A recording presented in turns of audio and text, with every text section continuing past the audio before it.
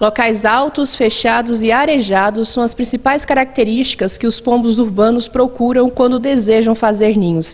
A espécie vinda da Europa lembra a asa branca, pássaro eternizado na canção de Luiz Gonzaga, mas são distintas em vários aspectos. Existe o pombo urbano, na verdade, ele é exótico, ele não é brasileiro, né? Não é nativo do Brasil, foi trazido pelos europeus, certo? E o nosso pombo silvestre, ele é da região, né? Ele é do Brasil. Então, essa é a diferença. E aí, o que a gente tem hoje? O pombo trazido da Europa, né, que tem em todo mundo, somente não existe nas regiões polares, né, onde o frio é muito, eles aprenderam a conviver na área urbana, junto com as pessoas, né? E essa convivência trouxe eles para um grupo chamado sinantrópico. O que significa isso? São animais, né, que convivem nos arredores das áreas urbanas e são nocivos, que causam mal de alguma forma, porque causam doença, né? Fungos, né? Algumas bactérias, são coisas que eles podem transmitir se a população aumentar muito e a nossa higiene não for adequada, né? Convivendo ali com as suas fezes o tempo todo. O manejo dos pombos urbanos é imprescindível, já que eles são responsáveis por transmitir doenças. Para isso, não basta apenas o extermínio, é preciso entender o que os atrai. Os sinantrópicos têm aumentado a população por conta dos humanos mesmo, de nós. Fazendo o quê? Providenciando o fator principal, que é o quê? Alimentação e abrigo. Se a gente, né, diminuir essas duas coisas, que um ser vivo precisa? Água, alimento e abrigo, certo? Então, água a gente não tem como limitar, mas nós podemos diminuir a questão da alimentação e evitar que eles abriguem, né? Mudando algumas coisas nas construções que a gente tem, né? Ou colocando tela, ou evitando com fios de nylon. Tem pessoas que utilizam também CDs que refletem e isso atrapalha, né, um pouco a visibilidade deles, então eles não pousam. Então são questões que podem ser utilizadas. Em relação à legislação que você perguntou, os pombos silvestres, eles são protegidos por lei totalmente.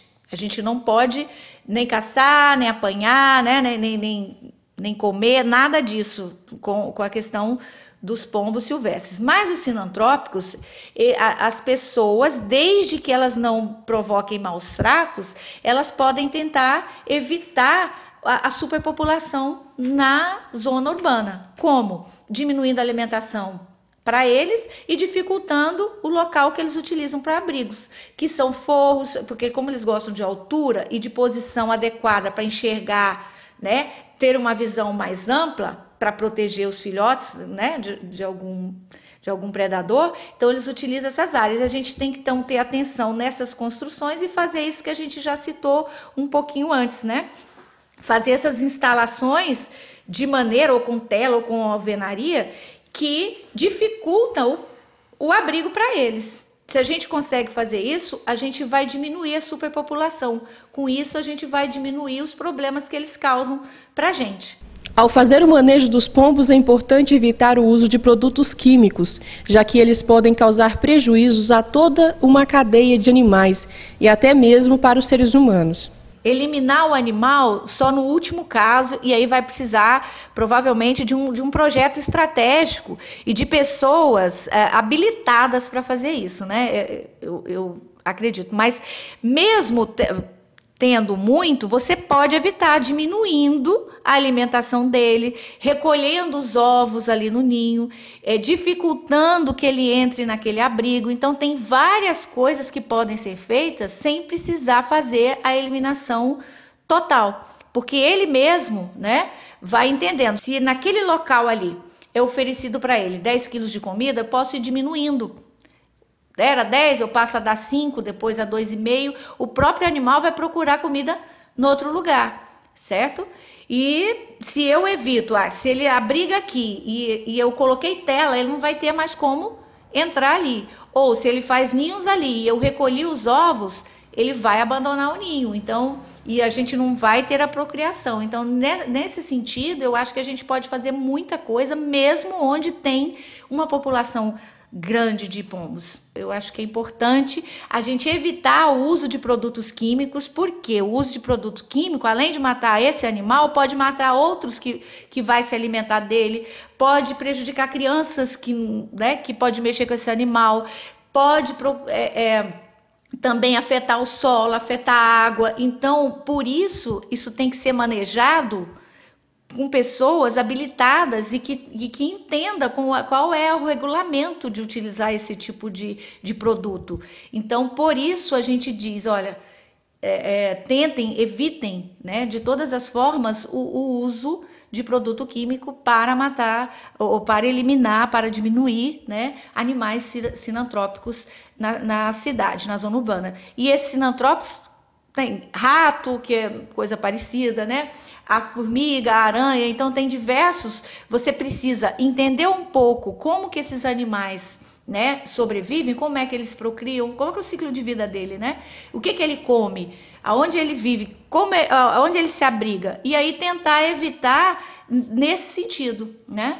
Para tratar sobre esse assunto, existe uma instrução normativa do IBAMA, a instrução normativa número 141, no seu artigo, né, 5º e parágrafo 1º, ele diz que o cidadão, pessoa jurídica ou física, né, que pode, né, tentar manejar, né, lidar com esses animais sem ter uma autorização dos órgãos ambientais, desde que não use de maus tratos com eles. Então, isso que a gente falou antes, né? Mas, assim, com essa normativa, as pessoas vão ter acesso a toda a lei, né, que protege e que fala exatamente desse tipo de animal, esse animal que aprendeu a conviver, né, nas áreas urbanas, mas que são nocivos às pessoas, certo? Então, essa instrução, para quem quiser entender um pouco mais, pode acessá-la, né, e ler um pouco e entender, para poder também contribuir nesse sentido.